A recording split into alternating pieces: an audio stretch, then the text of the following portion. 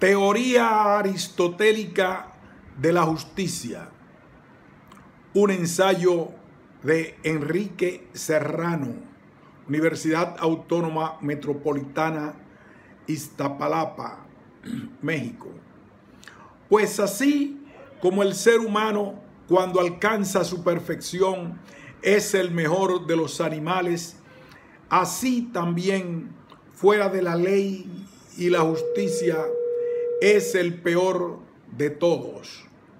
Aristóteles.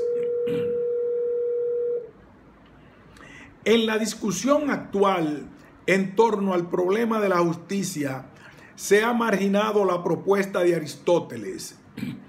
Ello se explica por diversas razones.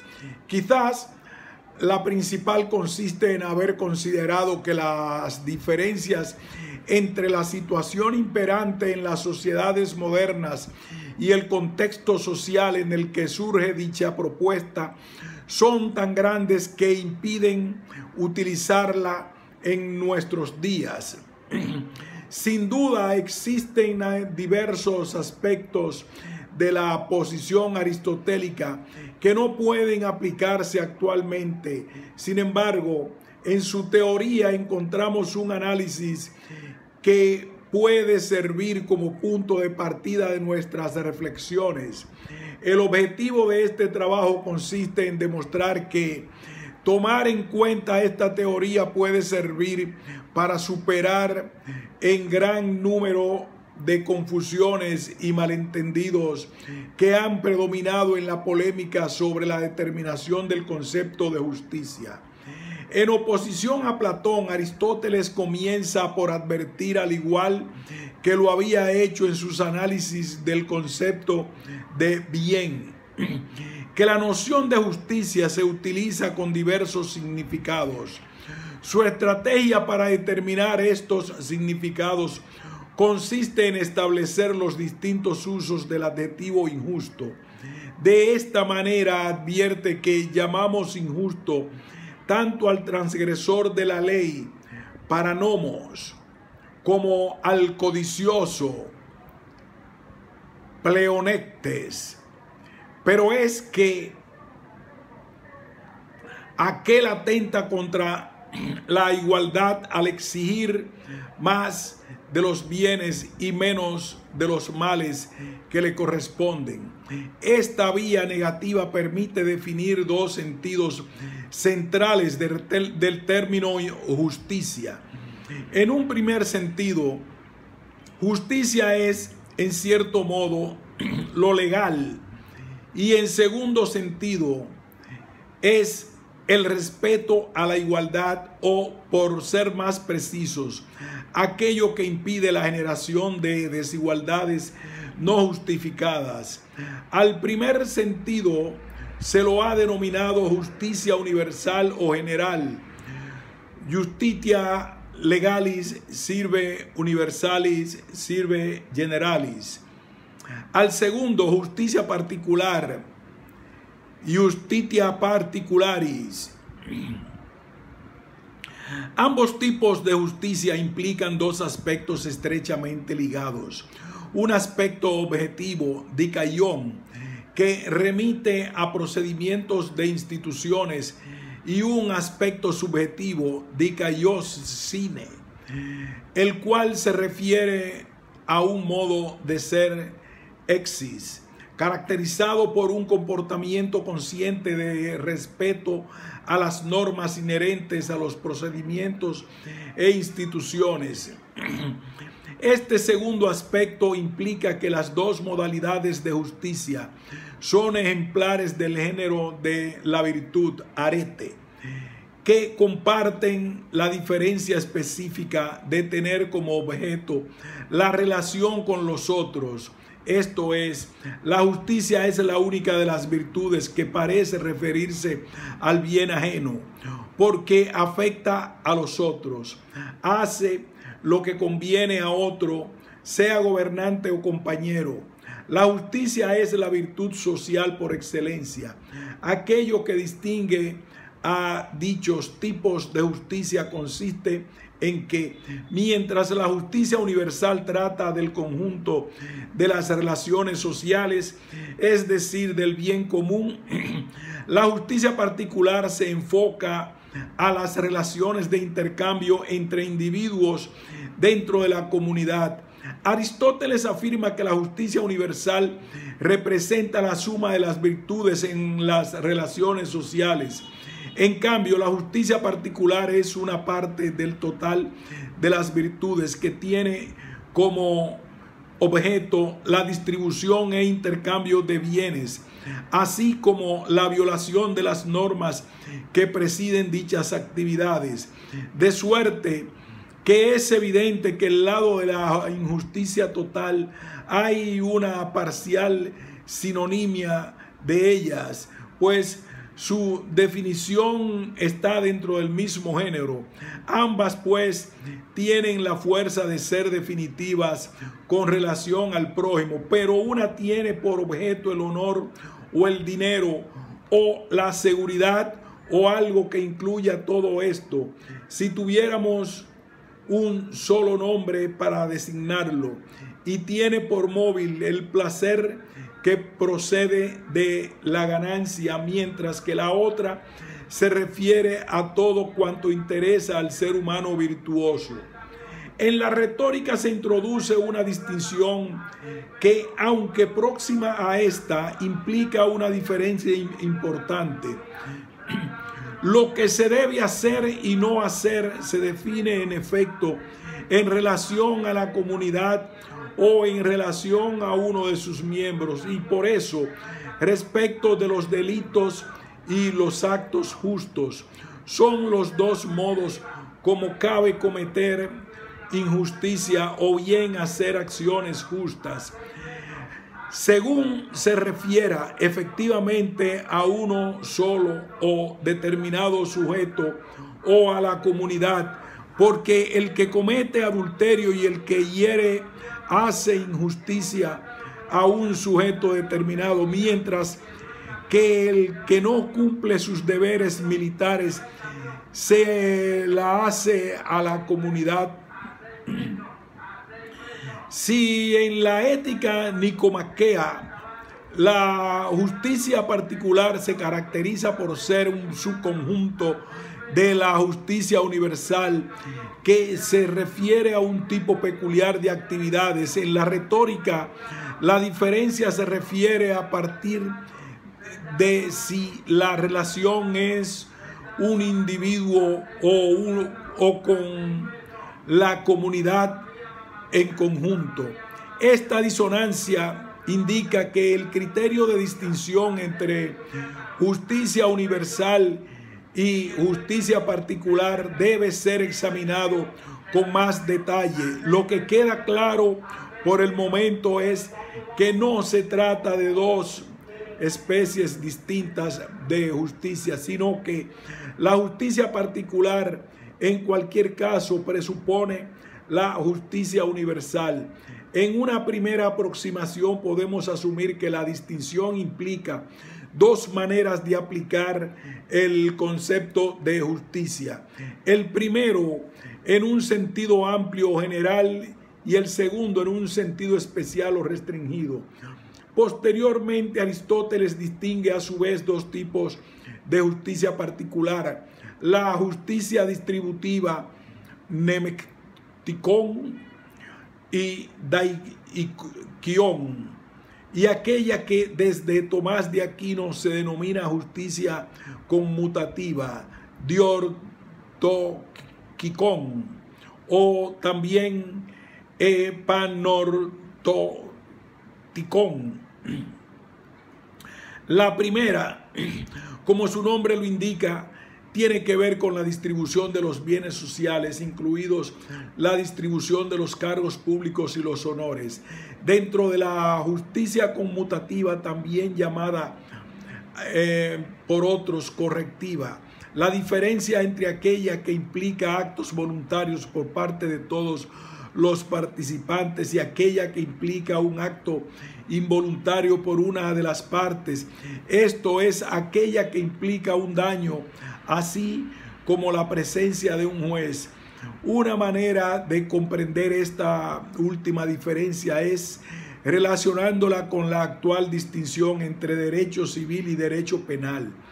La estrategia reconstructiva que se seguirá en este trabajo será abordar en primer lugar todo lo referente a la justicia universal, para después abordar el tema de la justicia particular y sus divisiones.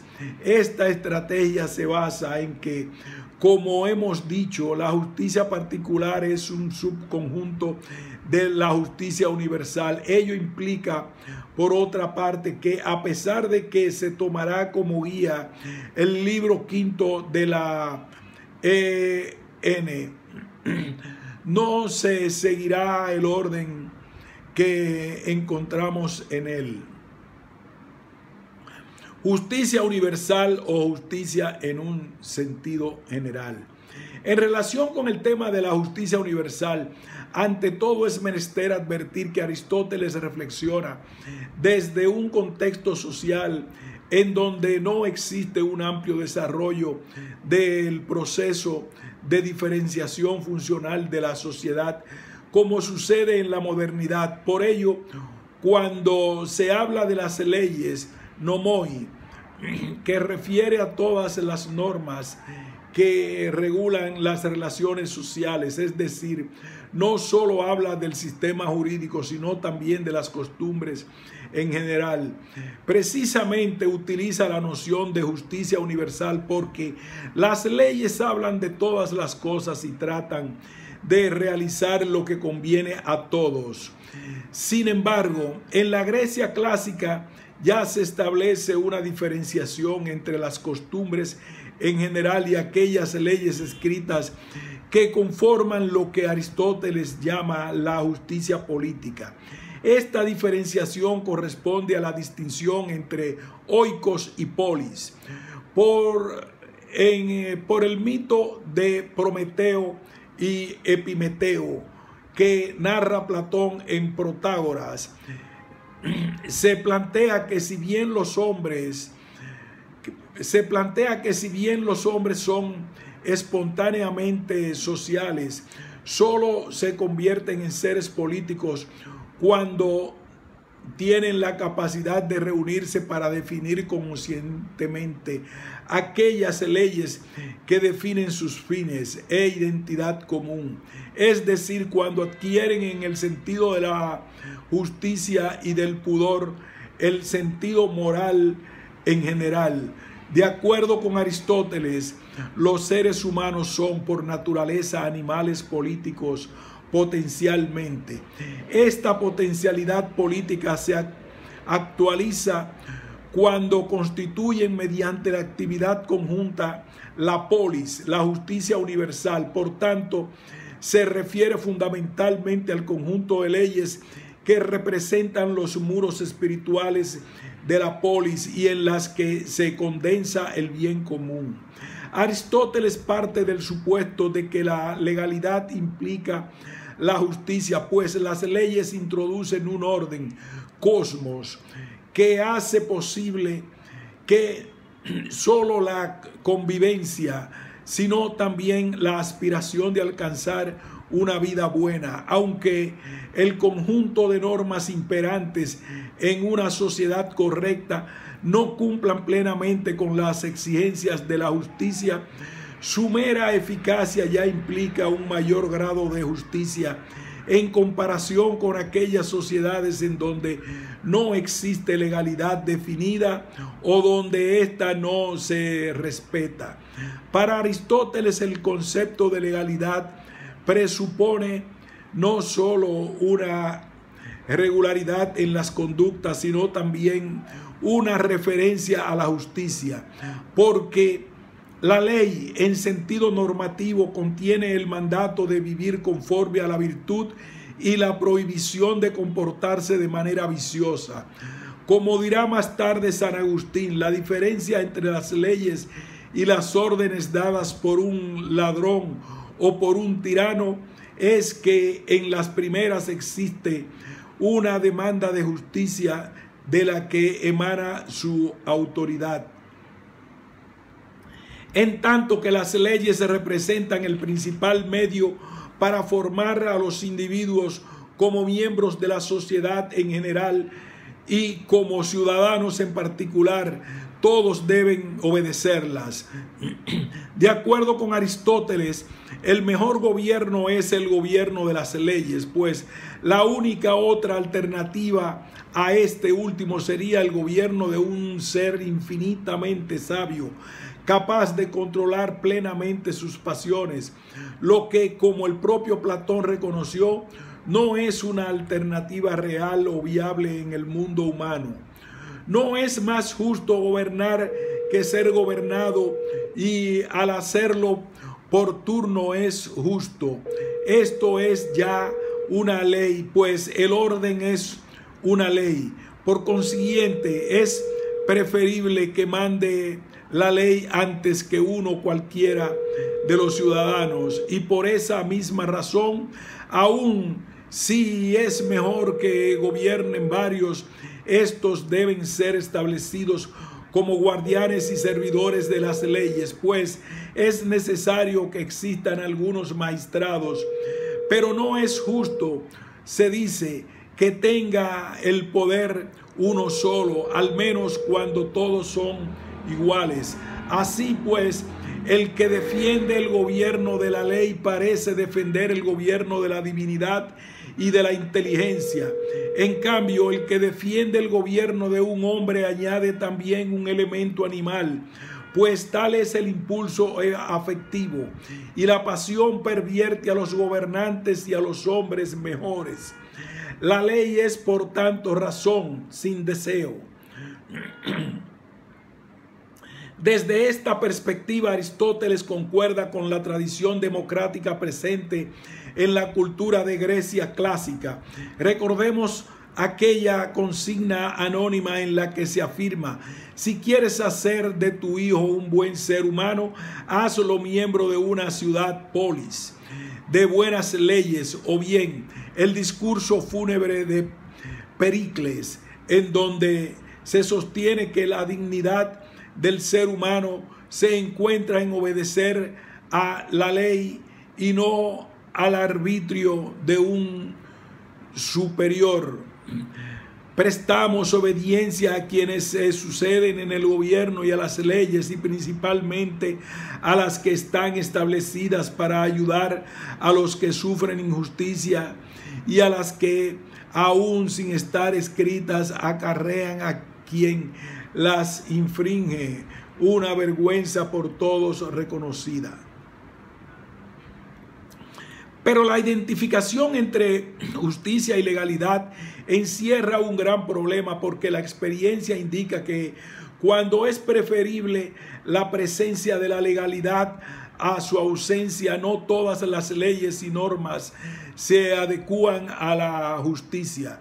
Como dirán los representantes del positivismo jurídico moderno, una ley injusta o una norma social no deja de ser ley o norma, tanto por su propio estudio de las diversas constituciones como por el conocimiento de la tesis de los sofistas respecto a que la normativa nomos es un artificio que no puede identificarse con el orden natural physis.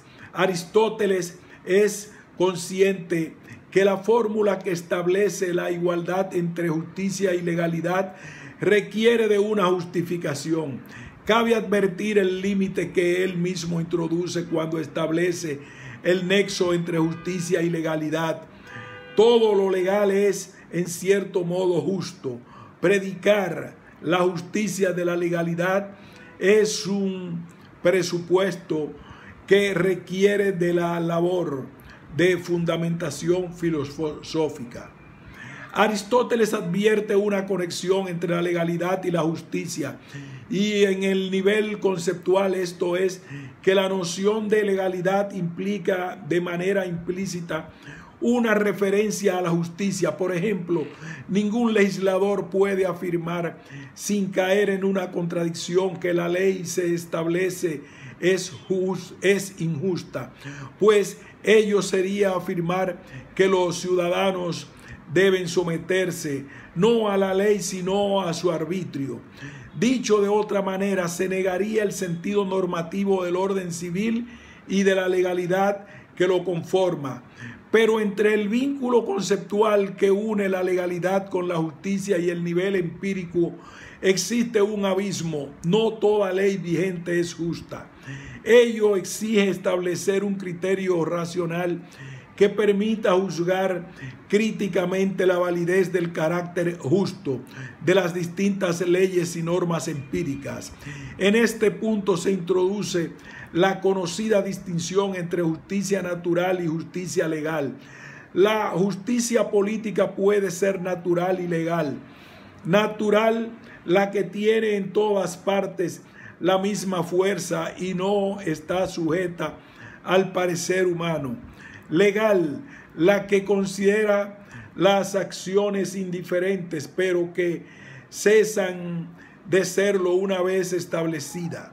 Incluso en la retórica se apela al pasaje de la tragedia Antígona de Sófocles, en el que se afirma: no pensaba que tus proclamas tuvieran el poder como para que un mortal pudiera transgredir las leyes no escritas e inquebrantables de los dioses.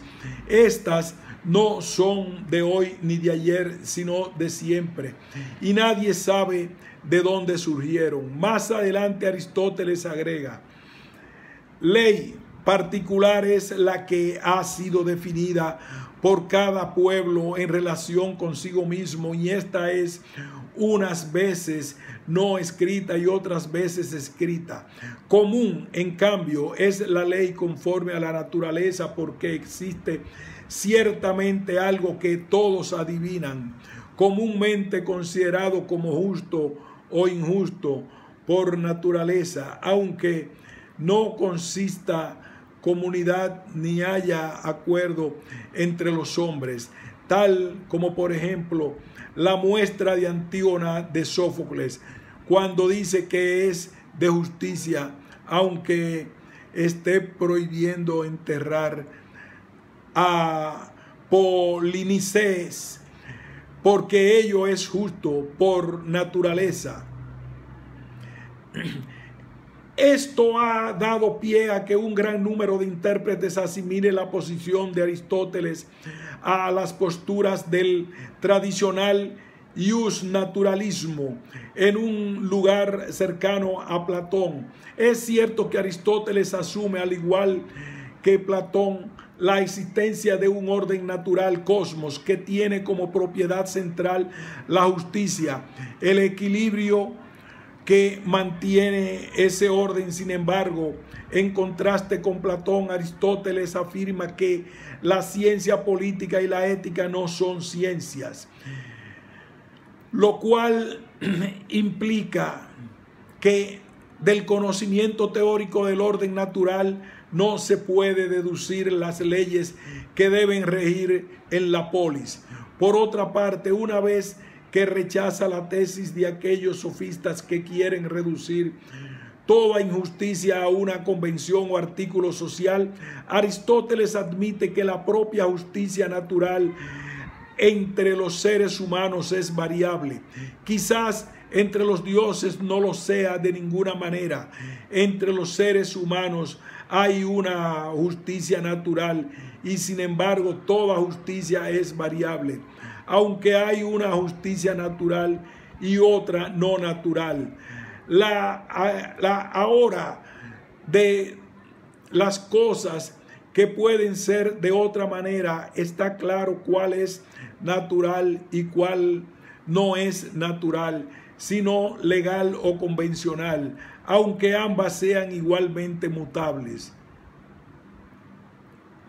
Recordemos que para Aristóteles el mundo humano situado en la región sublunar, aunque forma parte de un universo perfecto, se caracteriza en sí mismo por una supuesta imperfección ontológica que se manifiesta en su contingencia. Detrás de esta peculiar cosmovisión se encuentra un problema fundamental que recorre toda la filosofía aristotélica, el cual también ocupa en un lugar central en los últimos diálogos platónicos, a saber, la tensión entre la búsqueda de la unidad del ser y el reconocimiento en la pluralidad empírica. Además, en el caso de Aristóteles, dicha cuestión se encuentra entrelazada con el interés práctico. Su objetivo no solo es definir la polis ideal, sino desarrollar el arte de la política, para lo cual se requiere reconocer la pluralidad propia del mundo humano. No solo es, en efecto, se debe considerar el mejor régimen, sino también el posible e igualmente el que no es más fácil y el más accesible a todas las ciudades.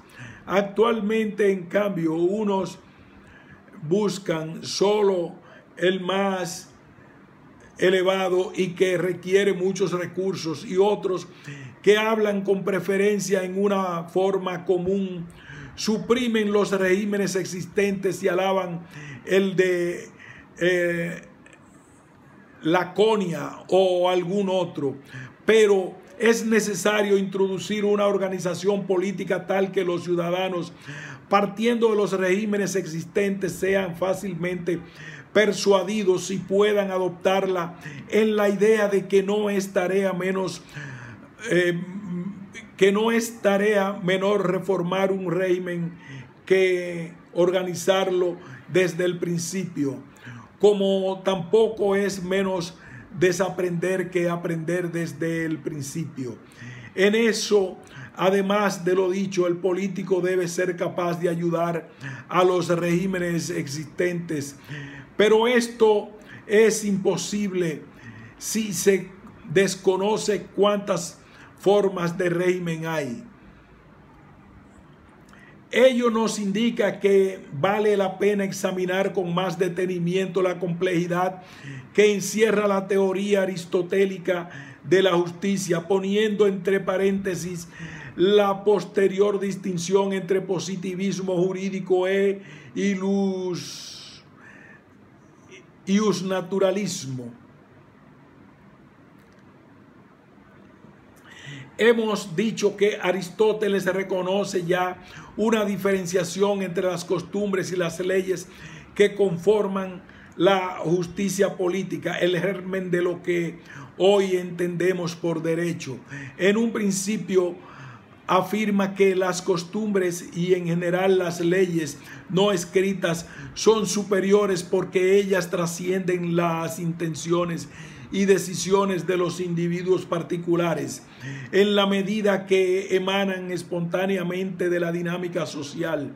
La vigencia de estas leyes no escritas presupone un amplio grado de aceptación, lo que representa una cierta garantía de su justicia, aunque, como veremos más adelante, no una certeza de ello. En cambio, la vigencia de las leyes estatuidas por el poder político depende en primer lugar de la capacidad coercitiva de este último. La vigencia de la legalidad política, en tanto elemento artificial, no presupone ninguna garantía de justicia. Frente a este hecho, Aristóteles sostiene que debe existir una correspondencia o adecuación entre las leyes estatuidas por el poder político y las costumbres, pues solo de esa manera puede darse una armonía entre la sociedad y su orden civil, entre oikos y polis. En una sociedad democrática se requiere instituir leyes democráticas, así como en una sociedad aristócrata deben establecerse leyes aristocráticas. Esta afirmación encierra la tesis ampliamente reconocida a lo largo de la historia del pensamiento político y jurídico respecto a que la eficacia de la legalidad política se encuentra más en la aceptación de los ciudadanos que en la coacción, y que dicho consenso se alcanza cuando existe una cierta correspondencia entre las costumbres y las leyes jurídicas. Pero aunque esta correspondencia entre las costumbres y legalidad política tiene una importancia técnica fundamental, no resuelve el problema de la justicia. En tanto, las costumbres son contingentes y por tanto variables en los distintos contextos sociales. Podemos encontrar costumbres injustas que propicien una normatividad política o igualmente injusta. En una comunidad de fanáticos religiosos, por ejemplo, puede darse un amplio consenso en torno a normas dominadas por esta visión del mundo intolerante. Es decir, el simple consenso empírico no ofrece una certeza de validez racional de las reglas. Si en un principio se afirmó que la superioridad de las costumbres, ahora desde la perspectiva de la contingencia social resulta que las leyes políticas pueden adquirir una mayor jerarquía en la medida que son estatuidas en condiciones de libertad. La polis aparece como el espacio social que potencialmente puede convertirse en el ámbito por excelencia de la justicia, en tanto se respete la libertad de sus miembros. Dicho de otra manera, aunque las leyes que configuran la justicia política son las que pueden dar más fácilmente injusticia, por ser un artificio que depende de la voluntad humana, también bajo condiciones de igual libertad pueden convertirse en el paradigma de la justicia. Y no permitimos que nos mande un hombre, sino la razón, porque el hombre manda en interés propio y se convierte en tirano. El magistrado, al contrario, es un guardián de la justicia, y si de la justicia también de la igualdad, y puesto que se considera que no tiene más si en verdad es justo, pues no se atribuye a sí mismo más de lo que absolutamente es bueno, a no ser que sea proporcional a su mérito. Por eso se esfuerza para otros, y esta es la razón por la que se dice que la justicia es un bien para el prójimo, como dijimos antes. De ahí que deba dársele una recompensa, y esta es el honor y la dignidad. Y los que consideran esta recompensa insuficiente se hacen tiranos. Hay que subrayar que la diferencia entre el tirano y el magistrado es que este último debe ser un guardián de la legalidad creada por todos los ciudadanos, pues esta justicia, la política, era de acuerdo con la ley y existe entre aquellos que tienen la ley de un modo natural, es decir, aquellos que son iguales en el mando y en la isonomía, que consiste en su participación en la definición del contenido de la legalidad. El atributo básico del ciudadano es la pertenencia activa al orden social, y su actividad fundamental es ser directa o indirectamente legislador. El legislador directo puede ser el magistrado. Cuando esto sucede, el resto de los ciudadanos se convierte en legisladores indirectos cuando aprueba esas leyes en condiciones de libertad. La noción normativa de la polis como un espacio creado libremente por los seres humanos que hace posible la persistencia o continuidad de esa libertad nos permite determinar un principio universal de justicia universal. Se trata del conocido principio volenti non jit iniura, Es evidente, pues, que el ser tratado injustamente no es voluntario. En la evidencia que atribuye Aristóteles a este principio se encuentra relacionada con dos tesis. Las acciones, para que puedan ser calificadas de manera estricta como justas o injustas, tienen que ser realizadas de manera voluntaria. B. Nadie puede actuar injustamente consigo mismo. Respecto a la primera tesis, es necesario aclarar que Aristóteles reconoce que un acto involuntario puede ser una causa de un daño, pero al no poder ser imputado al sujeto, este no puede ser calificado de injusto. Cuando los hombres cometen estos daños y equivocaciones, obran injustamente y son injusticias, pero no por ello los autores son injustos o malos, porque el daño no tiene por causa la maldad, pero cuando actúan con intención son injustos y malos. Ante esto, Aristóteles afirma que estas acciones o hechos son injustos de manera accidental. Ello quiere decir que en sí mismos no tienen un carácter moral. Lo que se puede juzgar moralmente es involuntariamente, pero no por ello es injusto. Solo es injusto si una vez que toma conciencia este hecho no busca repararlo. Lo mismo sucede con personas que nacen con algún impedimento físico, pues si bien esta situación encierra una injusticia, esta no puede ser atribuida a nadie. Lo injusto en el sentido estricto sería que los miembros de la sociedad, conociendo esta situación de injusticia accidental, no tomaran medidas para superarla.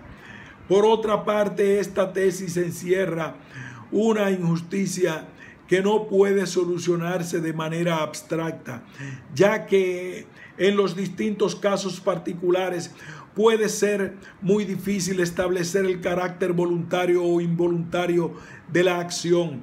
Sin embargo, ello no invalida la tesis, sino que indica la necesidad de apelar a nuestra capacidad de juicio, pronesis, en su aplicación empírica. En relación con la segunda tesis, se admite que alguien puede dañarse a sí mismo, pero ello no se da de manera voluntaria. Es tal el caso del continente. Tal es el caso del incontinente. Sin embargo, el incontinente no hace lo que desea, pues la incontinencia consiste en obrar contrariamente a lo que se cree que es lo mejor bajo la influencia del apetito. Aristóteles también menciona el caso de quien al repartir o intercambiar un bien se da o recibe voluntariamente menos de lo que merece, como sucedió con Glauco, el cual dio a Diomedes armas de oro por las de bronce, precio de 100 bueyes por los de 9. En la medida que dar más está en manos de Glauco, no se puede afirmar que ello es injusto. Por el contrario, esto es lo que parece que hacen los hombres modestos, porque el hombre bueno tiende a atribuirse menos. Puede ser que Glauco no sea modesto o bueno, sino que dando más bienes de un tipo espera recibir más de otro, por ejemplo, honor o prestigio. Otra situación posible es aquella en la que un ser humano elige debido a su falta de información lo que parece ser un bien, pero que en realidad resulta ser un mal para él. En esta situación el individuo se daña a sí mismo, pero no se puede decir que ese daño es voluntario en sentido estricto. Por tanto, como se mencionó en relación con la primera tesis, se puede reconocer que hay una injusticia, pero esta no puede ser imputada a la gente. Una vez determinado el principio de injusticia universal, podemos ahora volver a la relación que existe entre justicia y legalidad para dar una explicación más precisa de ella. La justicia es una cualidad que se predica en primer lugar de las leyes. Cuando se afirma que un individuo es justo, significa que su conducta se ajusta de manera voluntaria a la legalidad, pero ello presupone una justicia de esa legalidad. Empíricamente sabemos que no toda ley vigente en la sociedad es justa, por la distinción entre las leyes escritas y las leyes no escritas. Las leyes escritas, que representan la faceta visible y variable de la justicia política, el germen de lo que denominamos derecho positivo, al tener un carácter artificial, son las que con mayor frecuencia pueden ser injustas, ya que su vigencia no depende de un consenso social, sino de la capacidad coactiva del poder político. Sin embargo, la eficacia de estas leyes descansa básicamente en la adecuación a las normas no escritas variables, esto es, a las costumbres imperantes en el contexto social. Estas normas no escritas son en principio superiores a las leyes escritas porque su vigencia es independiente de la coacción. Pero las costumbres también pueden ser injustas porque el consenso que presuponen, en tanto surgidas espontáneamente de la dinámica social, no implica necesariamente una aceptación voluntaria en sentido estricto, es decir, el consenso en torno a ellas no implica una condición de igual libertad de todos los participantes. Por el contrario, generalmente en la sociabilidad espontánea de la que emergen las costumbres, predominan las relaciones asimétricas de dominio. Desde esta perspectiva, la polis, en la medida que cumple con la condición normativa de garantizar la libertad de los ciudadanos, representan el ámbito social que permite establecer leyes apoyadas en un consenso libre, esto es, leyes justas. Para Aristóteles, tanto las leyes escritas como las no escritas son justas cuando se fundamentan en un consenso surgido en condiciones de igualdad, de igual libertad. Pero en la polis, el ámbito en el que pueden darse con una facilidad relativamente mayor dichas condiciones. Dicho en términos aristotélicos, la polis representa el fin supremo, la causa final de la vida social, ya que en ella se encuentra en juego crear leyes justas que permitan no solo la supervivencia, sino también la vida buena. El ser humano es un animal político, porque la ley justa que debe regir su conducta no se da de manera espontánea, sino que tiene que ser creada a través de su actividad consciente, voluntaria. La equidad. La definición de la equidad, pieikea lati aquiatias, se da a través de una aparente paradoja, la que puede describirse de la siguiente manera. Por una parte, puede decirse que lo equitativo y lo justo son lo mismo. Lo equitativo es justo, pero por otra parte también es posible afirmar que lo equitativo es mejor que lo justo, lo cual implica que lo equitativo y lo justo no son lo mismo. La paradoja se disuelve en cuanto se advierte que lo equitativo es mejor que cierta especie de justicia, de la justicia legal vigente, pero no es mejor que la justicia como género. Lo que ocasiona una dificultad es que lo equitativo, si bien es justo, no lo es de acuerdo con la ley, sino como una corrección de la justicia legal. La causa de ello es que toda ley es universal y que hay casos en los que no es posible tratar las cosas rectamente de un modo universal. El recurso de utilizar esta paradoja en su solución resulta genial, pues ello permite determinar con precisión la relación entre justicia y legalidad.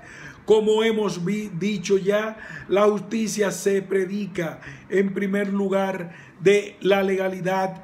Sin embargo, ello no implica que las leyes escritas, justicia política, o no escritas, costumbres vigentes en una sociedad particular, sean siempre justas. Por el contrario, entre las leyes creadas por los seres humanos, en los que siempre existirá un grado variable de disonancia, la justicia exige que la ley tenga un carácter universal, es decir, está ligada a una modalidad de igualdad frente a la ley. Sin embargo, en las distintas formulaciones empíricas de las leyes es imposible tener en cuenta o prever todas las variaciones posibles de los diversos tipos de acción.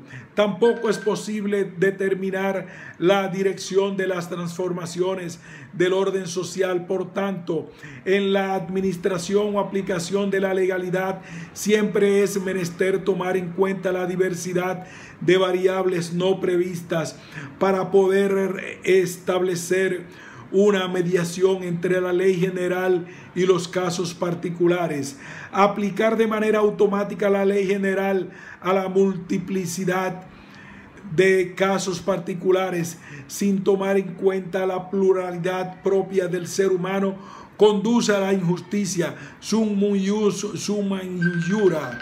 La equidad es un elemento de la noción genérica de la justicia que exige la corrección, o quizás sea mejor decir perfeccionamiento de la legalidad gracias a su apertura a la pluralidad, y tal es la naturaleza de lo equitativo, una corrección de la ley en el porqué sobre unas cosas es imposible establecer una ley de modo que no entra en contradicción con ella.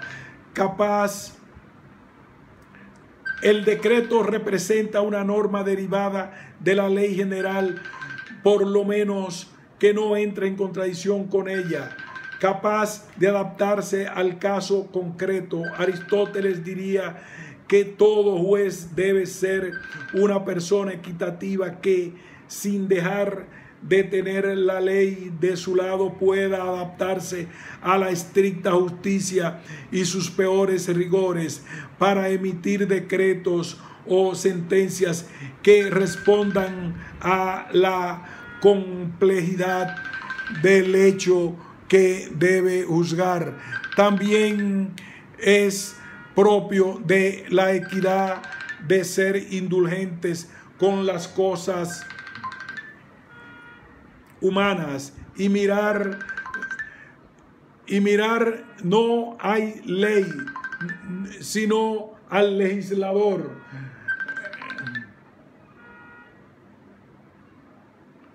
Aló.